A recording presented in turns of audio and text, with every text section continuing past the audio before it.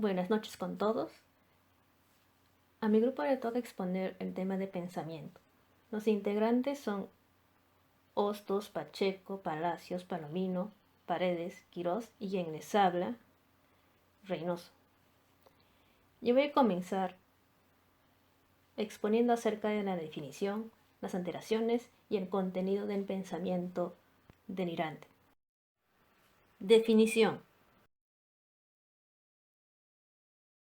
Definición. El pensamiento se define como un proceso complejo por el cual se percibe un objeto, su aspecto o situación.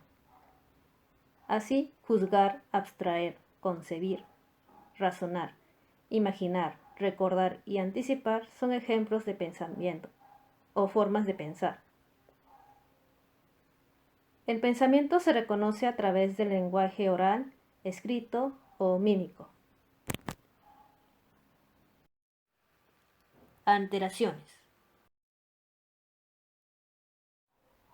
Las alteraciones del pensamiento se dividen en alteraciones del contenido, alteraciones del curso y alteraciones formales. Las alteraciones de contenido se refieren a los trastornos de las creencias. Las alteraciones del curso en sí hace referencia al tiempo y la continuidad, y las alteraciones formales en sí es la alteración del razonamiento.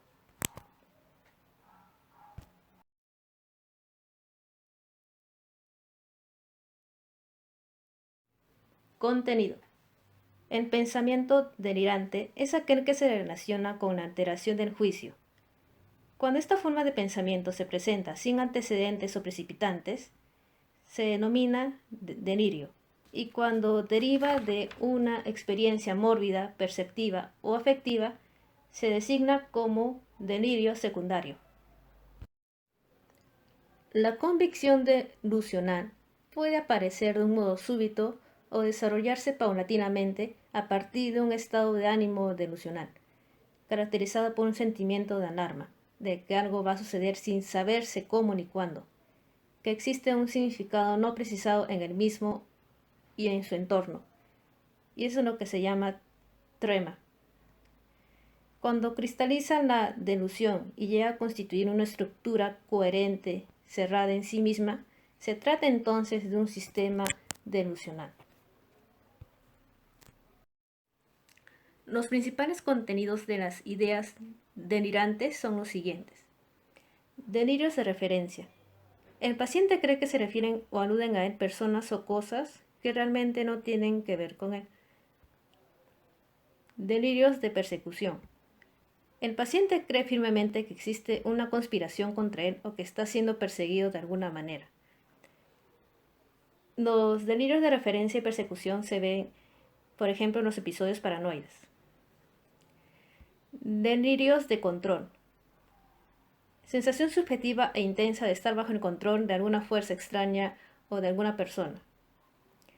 Delirios de significación. El paciente encuentra significados especiales en los hechos cotidianos y recibe información a través de ellos que solo él puede descifrar. Delirios serotípicos. Consisten en la creencia delirante de ser objeto de la infidelidad del cónyuge o pareja. Se ve mucho en los trastornos paranoides. Delirios erotomaníacos consisten en la creencia delirante de que alguien, en general de mayor nivel socioeconómico, está enamorado del paciente. Se ve mucho en los esquizofrénicos. Delirio de culpa. El paciente se siente culpable de todo lo que le ha ocurrido a él y a su familia. Delirios de ruina. Consiste en la creencia delirante de estar arruinado, de estar en la absoluta pobreza.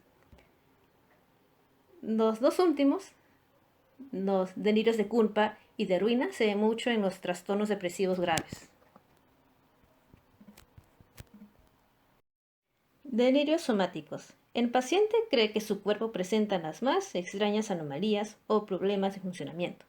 Por ejemplo, el paciente puede creer que no tiene corazón o hígado. Delirios de negación. Son creencias también referentes al cuerpo, caracterizada por la inexistencia. El paciente cree que él y el mundo no existen. Delirios de grandeza. El paciente cree de manera delirante haber hecho descubrimientos o haber conseguido logros extraordinarios. También se le llama megalomaniaco, porque en los trastornos maníacos se presenta mayormente.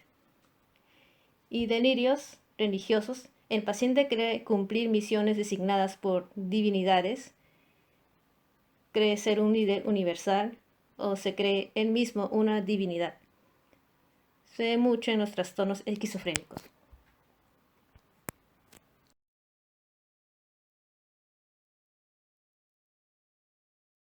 Ya. Bueno, continuando con el pensamiento obsesivo, se define como un pensamiento de imagen recurrentes, persistentes e inoportunos, pese a que hay un esfuerzo voluntario de la persona para desecharlos. De igual forma, este pensamiento se considera obsesivo porque es recurrente y aparte el pensamiento en sí causa ansiedad o malestar significativo. Aparte de esta breve definición, tenemos que añadir que la persona va a intentar ignorar o suprimir estos pensamientos, o bien puede neutralizarlos mediante otros pensamientos o actos. ¿Mm? De igual forma, la persona va a reconocer que estos pensamientos o imágenes obsesivas son producto de su mente, ¿no? Eso es con respecto a lo que es el pensamiento obsesivo. En cuanto a la compulsión, la vamos a definir como un comportamiento o acto repetitivo en respuesta a lo que es el pensamiento obsesivo, ¿no? De ahí, ¿cuál es el objetivo de la compulsión? ¿No? Su objetivo vendría a ser prevenir o disminuir la ansiedad o malestar causado, ¿no? Evitar algún suceso o situación que la persona teme, si es que no se realiza. Claro, sin embargo, hay que tener en cuenta, recordar que este comportamiento o acto, claro, no está conectado de una manera realista con lo que vendría a ser la neutralización o prevención del pensamiento, sino que es más, resulta excesivo. Por ejemplo, una persona puede tener el pensamiento obsesivo de que si no se lava las manos o, claro, se va a enfermar, se puede morir, una cosa así. Y la compulsión de esto vendría a ser un lavado excesivo de manos, como vemos en la imagen central. Otro ejemplo podría ser el de la obsesión que tiene una persona con la simetría, que todo esté perfectamente ordenado, sincronizado, que los colores coincidan, algo por el estilo, ¿no? Y la compulsión vendría a ser, como vemos en la imagen inferior izquierda, que el plato de frutas todo lo ha ordenado, lo ha clasificado en colores y tamaños. Y en cuanto a la imagen de la puerta, puede ser, por ejemplo, el pensamiento de hacerle miedo a terceros, ¿no? A alguien más, y la compulsión vendría a ser revisar repetida y obsesivamente las puertas si las ha cerrado bien, no te acuerdas, no recuerdas haber cerrado bien la puerta, revisas una, otra y otra vez hasta que ya no es solo una vez, no de casualidad te habrás olvidado, sino ya puede ser más de 10 veces que vas a revisar la puerta si la has cerrado bien o no.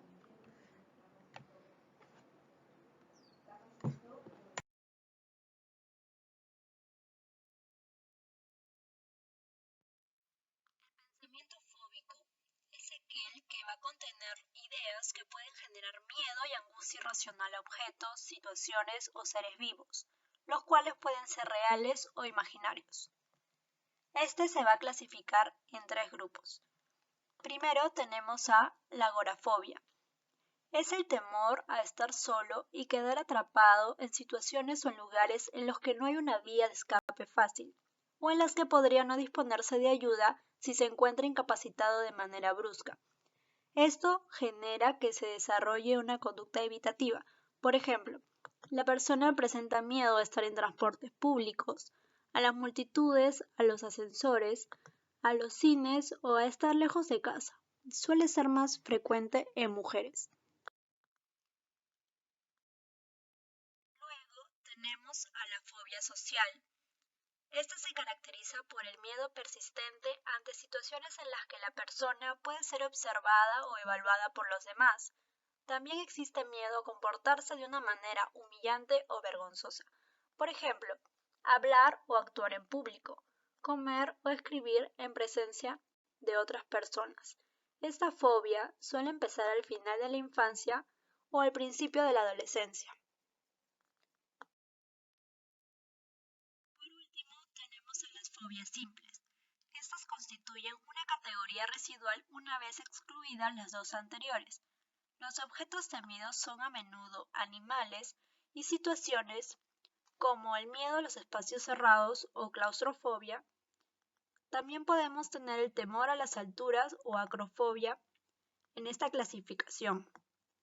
Desde el punto de vista clínico, las fobias son manifestaciones de los trastornos de ansiedad en las clasificaciones actuales, aunque como síntoma pueden estar presentes en la melancolía, en la esquizofrenia y constituir por sí solo el llamado trastorno fóbico.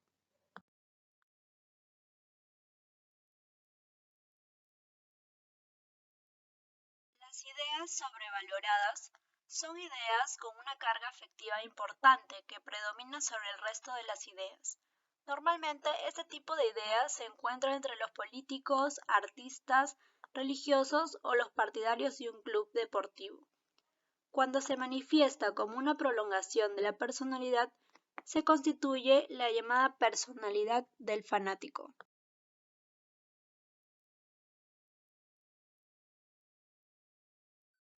Curso Progresión del pensamiento. Disgregación del pensamiento. Consiste en la asociación ilógica de pensamientos entre sí que se vuelven incomprensibles en un sentido racional o emocional. Entonces el paciente elabora frases que por separado son adecuadas, pero juntas no se relacionan entre sí, y por lo tanto el razonamiento no llega a una conclusión veraz. El grado extremo de esta alteración de la disgregación del pensamiento es la ensalada de palabras, en el cual la persona pronuncia palabras sueltas, sílabas, no es capaz de construir oración alguna y mucho menos de contar una historia. Las características de la disgregación también se pueden observar en algunos trastornos de conciencia, sobre todo cuando estos oscilan entre el entorpecimiento y la lucidez. A esto le llamamos pensamiento incoherente. Por otro lado, la disgregación está presente en la excitación psicomotora y también en pacientes normales cuando están sometidos a una gran tensión emocional.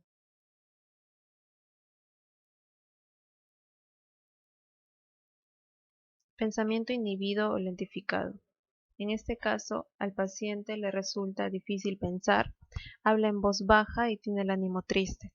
Se manifiesta con una dificultad en su fluidez, tiene una escasa asociación de pensamientos, le resulta muy difícil generar ideas, pero con esfuerzo puede lograr un pensamiento completivo. Este trastorno se suele ver en las depresiones inhibidas, en los compromisos de conciencia, en algunos estados demenciales, síndromes psicoorgánicos y en algunos esquizofrénicos preocupados y afligidos. Aceleración del pensamiento y fuga de ideas. Pensamiento ideofugal.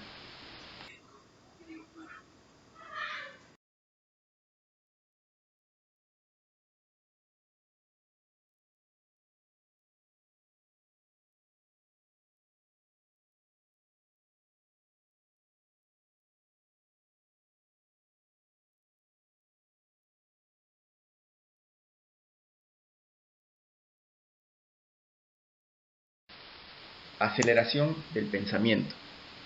Posee tres características principales: el aumento de la fluidez y asociaciones, la facilidad para cambiar de tema y que el pensamiento mantiene la misma dirección. Esta es la diferencia principal frente a la fuga de ideas. Hay que tener en cuenta que la aceleración del pensamiento podría originar una fuga de ideas, en la que se pierde la dirección del pensamiento hacia la meta inicial.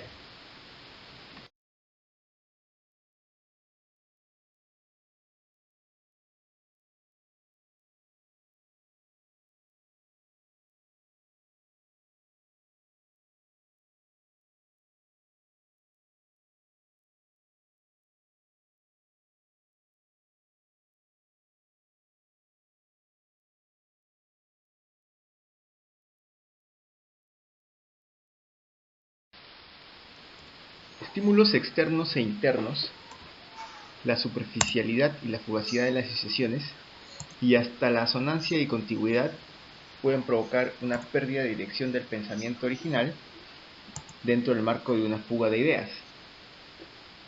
Esta fuga de ideas asociada con verborrea y ánimo eufórico constituye los rasgos principales de un episodio maníaco. Y en casos extremos de fuga de ideas se puede llegar al mutismo. Pensamiento prolijo o circunstancial.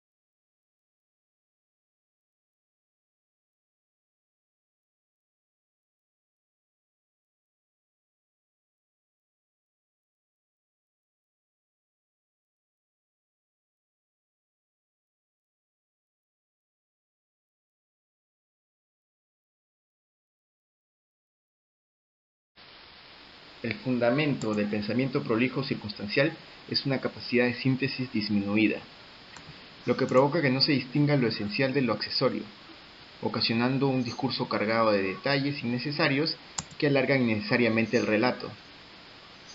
Sin embargo, esta alteración del pensamiento no pierde el sentido principal, llegando a conclusiones precisas y concordantes con la realidad, y la podemos encontrar en demencias y epilepsias deteriorantes y en personalidades con rasgos pedantes.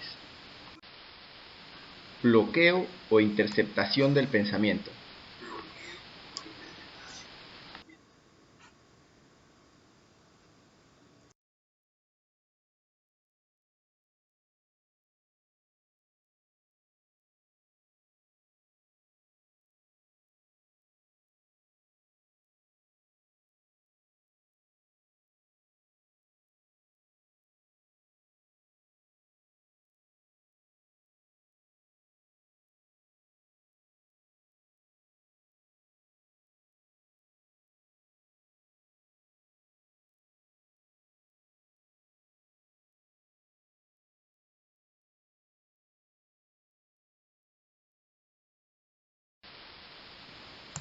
En el bloqueo o interceptación del pensamiento, existe una detención brusca de la fluidez, debido a una falta de asociaciones consecuentes, que permitan la continuación de un discurso.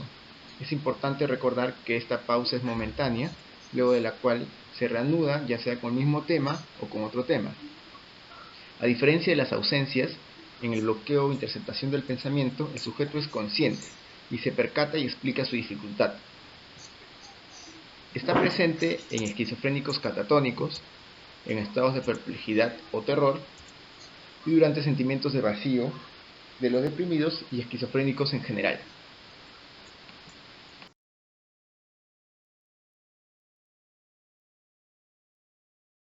Dentro de las alteraciones formales está el pensamiento esquizofrénico, que se rige por una serie de características donde el paciente piensa mayormente en términos más concretos, más realistas y como consecuencia tiene un valor más personal que simbólico. Por otro lado, el pensamiento no tiene una organización lógica y hay utilización de metónimos y expresiones idiosincráticas y además sobre inclusión de temas. De esta manera se puede tipificar en otras alteraciones.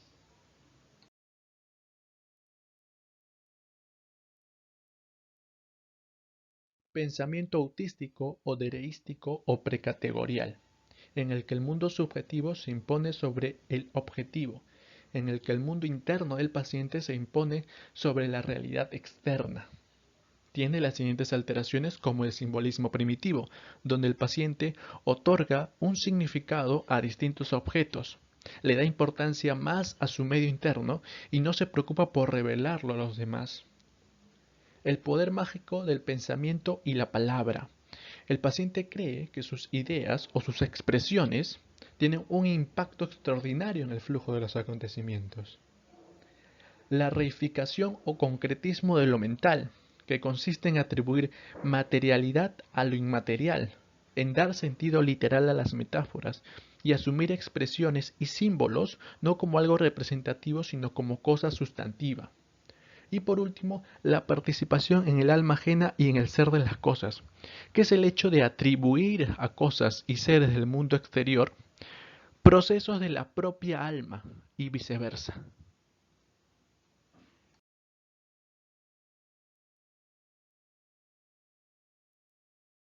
En la enajenación del pensamiento, el paciente pierde el control sobre sus pensamientos, pierde la autonomía. Entre sus variedades tenemos los pensamientos hechos, donde el paciente cree que sus pensamientos no son propios, sino son de otros. La subtracción, donde el paciente cree que otros roban sus pensamientos y se queja por ello. La publicación, donde el paciente cree que todo lo que él piensa será publicado por otros. Y el eco del pensamiento, donde el paciente escucha voces que repiten los propios pensamientos.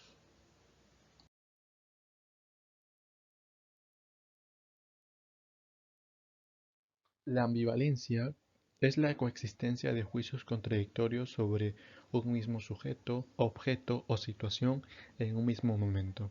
Por ejemplo, es joven pero es viejo, o está vivo pero está muerto. Una simultánea afirmación y negación.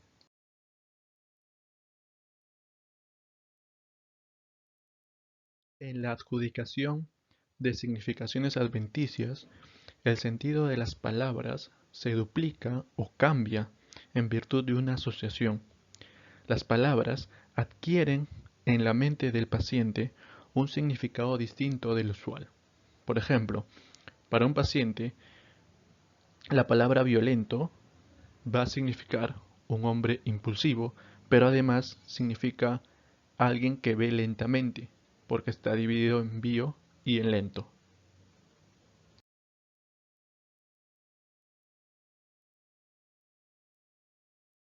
Otra alteración intrínseca o formal es el pensamiento deficitario u oligofrénico, caracterizado por una estructura rudimentaria, con conceptos y juicios escasos, y le resulta al paciente difícil la distinción entre lo esencial y lo accesorio, entre la causa y el efecto, entre el todo y las partes.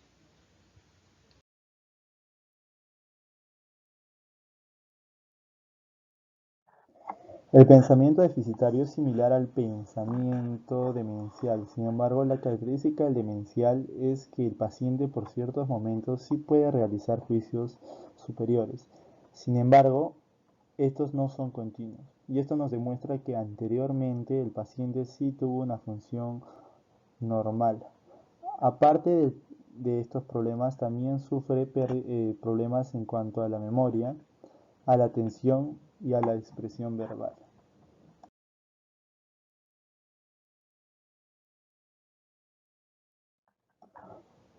Los neologismos son características de pacientes los cuales utilizan palabras no existentes que pueden ser fusiones de sonidos previos el cual el paciente le atribuye un significado único. Esto puede presentarse en pacientes esquizofrénicos, en pacientes histriónicos o en pacientes pedantes que intentan llamar la atención, además de pacientes con retraso mental.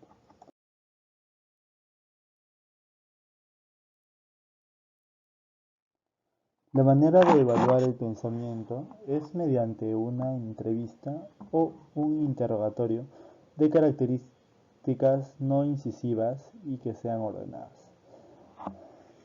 Esto debido a que mediante el discurso normal que da el paciente, nosotros podemos evaluar la espontaneidad con la que éste se expresa, el nivel de riqueza asociativa de los temas que estamos invadiendo, la congruencia con los temas tratados, el nivel de profundidad del pensamiento, nivel cultural, etc.